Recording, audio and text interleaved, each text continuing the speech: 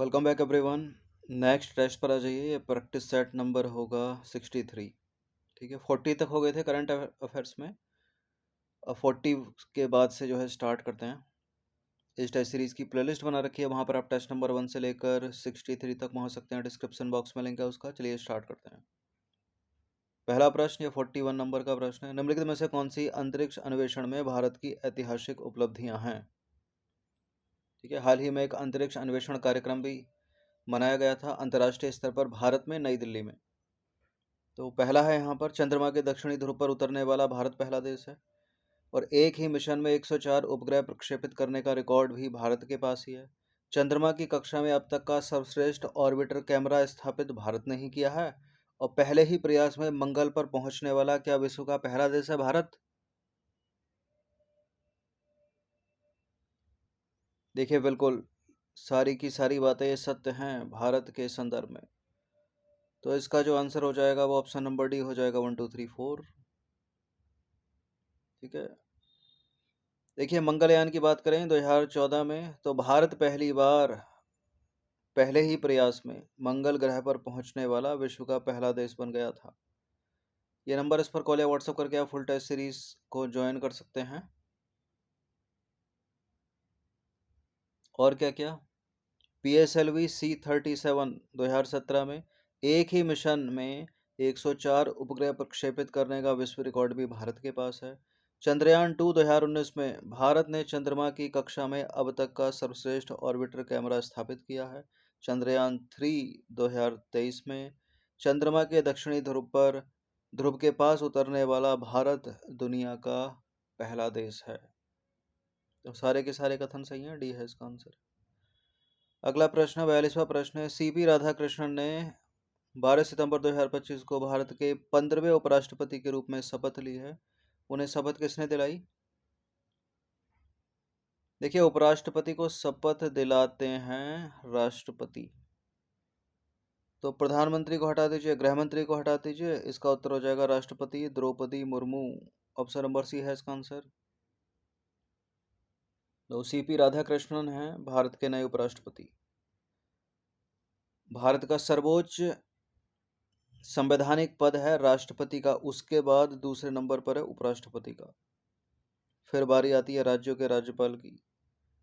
देखिए, CP राधाकृष्णन 12 सितंबर 2025 को भारत के 15वें उपराष्ट्रपति के रूप में शपथ ली उन्होंने। राष्ट्रपति द्रौपदी मुर्मू ने उन्हें पद और गोपनीयता की शपथ दिलाई। और ये जो CP राधाकृष्णन हैं वो NDA के उम्मीदवार थे। कितना मत प्राप्त हुआ इनको?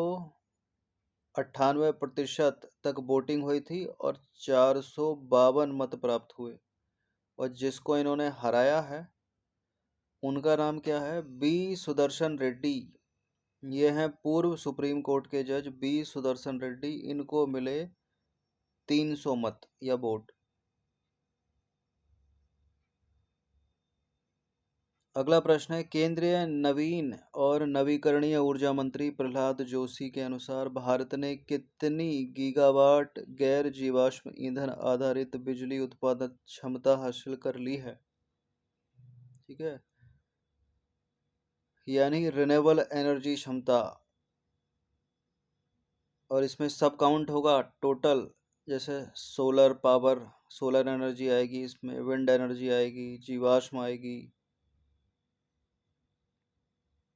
ठीक है, गैर जीवाश्म। तो ये कर ली है 250 गीगावाट। ए है इसका आंसर। 11 सितंबर 2025 को नई दिल्ली में केंद्रीय नवीकरणीय ऊर्जा पर राज्य स्तरीय समीक्षा बैठक के दौरान केंद्रीय नवीन और नवीकरणीय ऊर्जा मंत्री प्रहलाद जोशी ने घोषणा की है कि भारत ने 250 गीगावाट गैर जीवाश्म ईंधन आधारित बिजली उत्पादन क्षमता हासिल कर ली है। और यह उपलब्धि भारत को स्वच्छ ऊर्जा क्षमता वाले शीर्ष देशों में शामिल करती है। और पेरिस समझौते के तहत जो तय किया गया है कि वर्ष 2030 तक 500 गीगावाट नवीकरणीय ऊर्जा लक्ष्य की ओर तेजी से आगे बढ़ रहा है भारत। ठीक है, इस 250 गीगावाट क्षमता में शामिल क्या क्या है? सौर ऊर्जा,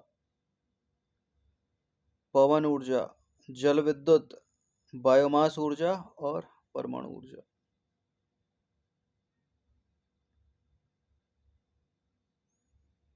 नेक्स्ट क्वेश्चन है, निम्नलिखित में से क्या एथेनॉल के प्रमुख उपयोग हो सकते हैं?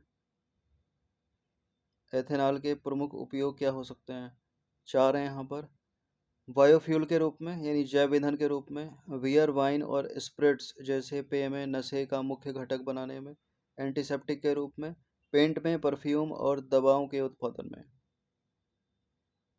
बायोफ्यूल तो है, पहला है इसका। बियर वाइन और स्पिरिट्स जैसे पेय में नशे का मुख्य घटक, ठीक है। एंटीसेप्टिक में भी हो जाएगा, पेंट, परफ्यूम और दवाओं के उत्पादन में भी। तो 1 2 3 4 डी हो गया इसका आंसर। देखिए एथेनॉल है क्या, अगर पूछ ले तो एथेनॉल एक साधारण अल्कोहल है जिसका रासायनिक सूत्र C5H5OH है। यह साफ, रंगहीन और वाष्पशील द्रव है जिसकी एक विशिष्ट गंध होती है। इसे स्वाभाविक रूप से खमीर द्वारा शर्करा के किण्वन से बनाया जाता है। यह मानव जाति को ज्ञात सबसे पुराने अल्कोहल में से एक है। एथेनॉल के प्रमुख उपयोग अगर देखें अलग अलग कैटेगरी में, तो मादक पेय के रूप में, ठीक है, यानी अल्कोहलिक बेवरेजेस में इसको देखें तो बियर, वाइन और स्पिरिट्स जैसे पेय में नशे का मुख्य घटक है ये। निश्चित मात्रा में सेवन इसे मनोरंजन का माध्यम बनाता है। ईंधन और ऊर्जा में यानी फ्यूल और एनर्जी में एथेनॉल का उपयोग जैव ईंधन यानी बायोफ्यूल के रूप में किया जाता है। यूपीएससी करती है इस तरह के प्रश्न स्टेटमेंट बनाकर। पेट्रोल के साथ मिलाकर एथेनॉल मिश्रित ईंधन बनाया जाता है, ठीक है, E10 और E20। और भारत के एथेनॉल ब्लेंडिंग प्रोग्राम का हिस्सा है ये, जो ऊर्जा सुरक्षा और आयातित तेल पर निर्भरता को कम करने में मदद करता है। औद्योगिक उपयोग देखें इसके तो पेंट में, परफ्यूम में और दवाओं के उत्पादन में विलायक के रूप में काम आता है ये, सॉल्वेंट के रूप में। कॉस्मेटिक्स में, वार्निश में और क्लीनिंग प्रोडक्ट्स के निर्माण में आवश्यक है ये एथेनॉल। और क्या, चिकित्सा और स्वच्छता में यानी मेडिकल एंड सैनिटेशन में सैनिटाइज़र और डिसइंफेक्ट्स का मुख्य घटक है ये। एंटीसेप्टिक के रूप में बैक्टीरिया और वायरस को नष्ट करता है और कई दवाओं में विलायक और संरक्षक के रूप में प्रयोग होता है ये एथेनॉल।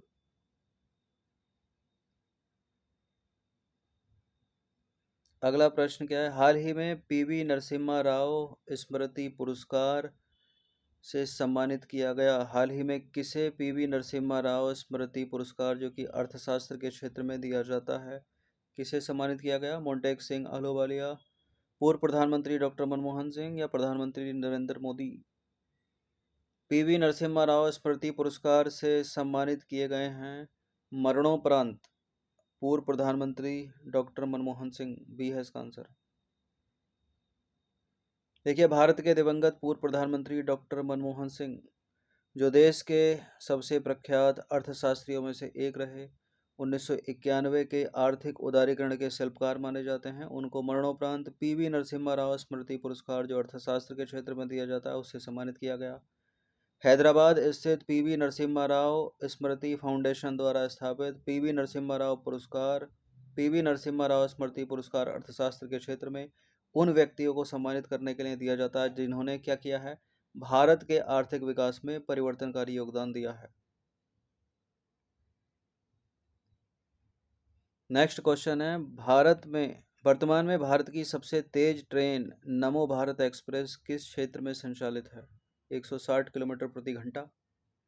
ये वाकई में तेज ट्रेन है, ठीक है। 160 किलोमीटर प्रति घंटा की रफ्तार वंदे भारत के लिए भी बताई गई थी, लेकिन चलती नहीं है वो क्योंकि पटरियां तो पुरानी है उसकी। पुरानी पटरियों पर कितनी तेज दौड़ेगी? एवरेज स्पीड उसकी वही रहती है शताब्दी वाली, लेकिन ये वाकई में दौड़ती है क्योंकि ट्रेन नई है और इसकी पटरियां भी जो है उसी के अनुरूप डिज़ाइन की गई हैं और ये दौड़ती है दिल्ली मेरठ के बीच में। ये है इसका आंसर। दिल्ली मथुरा में तो शताब्दी ऑलरेडी चल रही है, दिल्ली कालका के बीच भी शताब्दी ऑलरेडी चल रही है। एवरेज स्पीड 100 किलोमीटर प्रति घंटा तो रहती है। और दिल्ली शिमला के बीच में कोई डायरेक्ट ट्रेन तो है नहीं, कालका तक जाना पड़ता है। उसके बाद अगर ट्रेन से जाओगे तो टॉय ट्रेन चलती है, वरना बस चलती है, टैक्सी, अपना जो भी बाइक, कार कुछ भी। देखिए, भारत ने नमो भारत ट्रेन के साथ तीव्र क्षेत्रीय परिवहन के नए युग में प्रवेश किया है। यह देश की सबसे तेज ट्रेन है जो 160 किलोमीटर प्रति घंटे की गति से चलती है और दिल्ली मेरठ क्षेत्रीय तीव्र परिवहन प्रणाली पर संचालित होती है। इससे दोनों शहरी केंद्रों के बीच यात्रा 40 मिनट से भी कम समय में पूरी हो जाती है। ठीक है। दिल्ली में अब आनंद विहार से जाती है ये, मेरठ तक जाती है, दक्षिण मेरठ तक। ठीक है। मेरठ साउथ, क्योंकि वहां तक ही अभी तक ट्रैक बना है और बाकी में तीव्र स्पीड है इसकी। कभी कभी तो 28 मिनट में भी पहुंचा देती है ये। ठीक है। आगे और पूरा ऊपर तक बन रहा है ट्रैक, तो मेरठ के छोर तक जाएगा, तो लगभग 1 घंटा या 60 मिनट से कम तक जो है, कम में ही सफर पूरा कर देगी ये।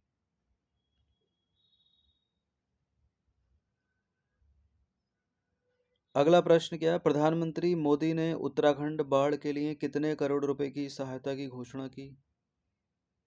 देखिए, पिछले कुछ दिनों में भीषण आपदा आई उत्तराखंड में, फिर हिमाचल प्रदेश में भी, फिर उत्तरा पंजाब में बाढ़ आई, बिहार के कुछ इलाकों में बाढ़ आई। तो जलवायु परिवर्तन का जो इम्पैक्ट है पूरे उत्तर भारत में देखने को मिला, पूरे विश्व में देखने को मिल रहा है। अब यहाँ बात आती है सहायता राशि की, तो कितने करोड़ रुपए की सहायता राशि की घोषणा की? ठीक है, बादल फटे हैं यहाँ पर। 1200 करोड़ रुपए, डी है इसका आंसर। वैश्विक स्तर पर भी तो देखने को मिला ना जलवायु परिवर्तन। देखिए, उत्तराखंड में बादल फटने, लगातार बारिश और भूस्खलन से हुई भीषण तबाही के बाद प्रधानमंत्री नरेंद्र मोदी ने देहरादून में स्थिति की उच्च स्तरीय समीक्षा की और राज्य के लिए 1200 करोड़ रुपए का राहत पैकेज घोषित किया। यह सहायता पैकेज आपदा प्रभावित लोगों और बुनियादी ढांचे के पुनर्निर्माण के लिए जीवन रेखा साबित होगा। और पंजाब के लिए अगर पूछ ले, तो पंजाब के लिए केंद्र सरकार ने 1600 करोड़ रुपए की घोषणा की है, लेकिन पंजाब सरकार की मांग है कि 2000 करोड़ रुपए चाहिए कम से कम। अगला प्रश्न है 48वां प्रश्न है, हाल ही में केंद्रीय गृह मंत्री और सहयोग मंत्री अमित शाह ने वीडियो कॉन्फ्रेंसिंग के माध्यम से fast track immigration trusted traveller fast track immigration trusted traveller programme FTI-TTP का शुभारंभ 5 नए हवाई अड्डों पर किया है।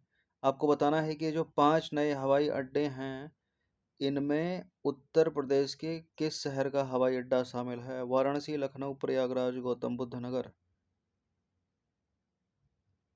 Fast track immigration trusted traveller programme, इसमें शामिल, इसको बोलते हैं अंतर्राष्ट्रीय हवाई अड्डों को, भारत में जो हवाई अड्डे हैं, जो एयरपोर्ट हैं, उनको जोड़ना। तो बी है इसका आंसर, लखनऊ शामिल है इसमें 5 में।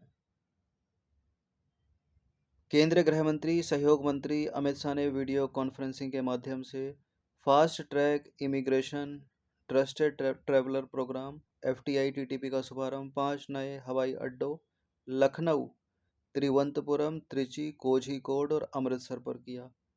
यह जो पहल है प्रधानमंत्री नरेंद्र मोदी के स्पीड, स्केल और स्कोप के विजन के अनुरूप है, जिसका उद्देश्य यात्रियों की सुविधा बढ़ाते हुए राष्ट्रीय सुरक्षा सुनिश्चित करना है।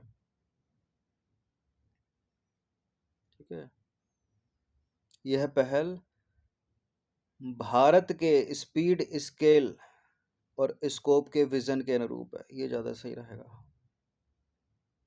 देखिए, FTI-TTP की शुरुआत जो है वो 2024 में दिल्ली एयरपोर्ट से हुई थी पिछले साल, और अब 5 नए एयरपोर्ट जोड़ने के बाद यह सुविधा 13 हवाई अड्डों पर उपलब्ध है और भविष्य में इसे नवी मुंबई और उत्तर प्रदेश के जेवर एयरपोर्ट तक विस्तारित करने की योजना है। बड़ा सुधार इसमें एक और करने की योजना है, मतलब ये किया जाए, इनकी तो है नहीं योजना, होनी चाहिए कि जो टिकटिंग प्राइस है, जो टिकट प्राइस है उसको कम से कम रखा जाए, क्योंकि ये जो प्राइवेट कंपनियां हैं बहुत लूटती हैं टिकट प्राइस में। और कोई अगर छोटा मोटा त्योहार हो तो 4,000 का प्राइस 12,000, 15,000, 18,000 तक। जैसे किसी को अर्जेंट में कल जाना है, पटना जाना है, तो 18 से 20,000 तक का प्राइस जो है वसूला जाता है होली दिवाली पर। तो इस पर लगाम केवल सरकार ही लगा सकती है। 49वां प्रश्न है, निम्नलिखित में से किस देश ने वर्ष 2036 तक वेनेरा डी शुक्र मिशन लॉन्च करने की घोषणा की है?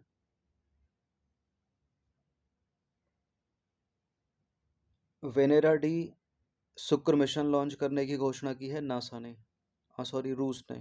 ठीक है, तो बी है इसका आंसर। और रूस पहले भी जो है 2 मिशन लॉन्च कर चुका है। देखिए, रूस ने वर्ष 2036 से पहले शुक्र ग्रह पर वेनेरा डी मिशन लॉन्च करने की घोषणा की है। इससे पहले 1961 और 1983 में सोवियत संघ के 4 वेनेरा प्रोब ने शुक्र ग्रह की सतह की महत्वपूर्ण फोटो ली थी। ठीक है, ये जो मिशन जाएगा 2036 या उससे पहले, वेनेरा डी, इसमें एक लैंडर, एक बैलून प्रोब और एक कक्षीय अंतरिक्ष यान शामिल होगा, जिसका प्रक्षेपण वर्ष 2034 और वर्ष 2036 के बीच होने की उम्मीद है। ठीक है, भारत के सबसे निकटतम जो नज़दीक का ग्रह है वो शुक्र है, लेकिन हम शुक्र पर ना जाकर क्यों मंगल पर कॉलोनियां बसाना चाहते हैं? क्योंकि शुक्र ग्रह का जो वातावरण है वो जीवन के अनुरूप है ही नहीं। 465 डिग्री सेल्सियस का तापमान रहता है उसका दिन का, और रात में बहुत ज़्यादा ठंडा हो जाता है। ये सब क्यों होता है? क्योंकि सल्फ्यूरिक अम्ल की वर्षा होती है उस पर।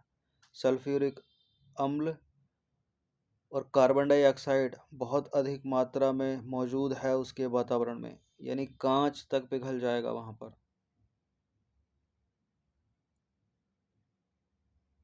अगला प्रश्न है, निम्नलिखित में से किसने यूरेनस ग्रह के 29वें उपग्रह या सैटेलाइट की खोज की है? उसका नाम है S/2025 U1। यूरेनस जो कि सूर्य से 7वां ग्रह है हमारे सौरमंडल में। ठीक है, उसके एक 29वें उपग्रह की खोज की गई है, S/2025 U1, और यह खोजा है जेम्स वेब स्पेस टेलीस्कोप ने। ठीक है, किसका है ये? नासा का है ये। ठीक है, नासा का है, यूरोपीय स्पेस एजेंसी का है, और कनाडाई स्पेस एजेंसी का है। तो इसरो को हटा दीजिए, जैक्सा को हटा दीजिए, और चाइनीज़ स्पेस एजेंसी को हटा दीजिए। देखिए, नासा ने जेम्स वेब स्पेस टेलीस्कोप से यूरेनस के 29वें उपग्रह S/2025 U1 की खोज की है। यूरेनस जो है सूर्य से 7वां ग्रह और हमारे सौरमंडल का तीसरा सबसे बड़ा ग्रह है। पानी से बनी इसकी संरचना के कारण इसे बर्फ का दानव कहा जाता है। ठीक है, इस पर कहीं पर भी सतह नहीं है। सर्वाधिक उपग्रहों के मामले में जो शनि है 274 के साथ प्रथम स्थान पर है। मार्च 2025 में इसी साल खगोलविदों ने शनि की परिक्रमा कर रहे 128 नए चंद्रमाओं या उपग्रहों की पुष्टि की, जिससे इनकी संख्या 274 हो गई। ठीक है, कभी स्कूल में बृहस्पति के पढ़ते थे सबसे ज़्यादा उपग्रह, और अब किसके हो गए हैं? शनि के हो गए हैं। आगे और मिलते रहेंगे। अब बात यहाँ जेम्स वेब स्पेस टेलीस्कोप की आती है। तो जेम्स वेब स्पेस टेलीस्कोप अब तक निर्मित सबसे बड़ा और सबसे शक्तिशाली अंतरिक्ष दूरबीन है ये, जो नासा ने, यूरोपीय स्पेस एजेंसी और एक और है इसमें कनाडियाई स्पेस एजेंसी के बीच एक अंतर्राष्ट्रीय सहयोग है। क्यों बनाया गया है इसे? इसे ब्रह्मांड की प्रारंभिक आकाशगंगाओं, तारों, ग्रहों के निर्माण और बाह्य ग्रहों के वायुमंडल का अध्ययन करने के लिए डिज़ाइन किया गया है जेम्स वेब स्पेस टेलीस्कोप को। तो लगभग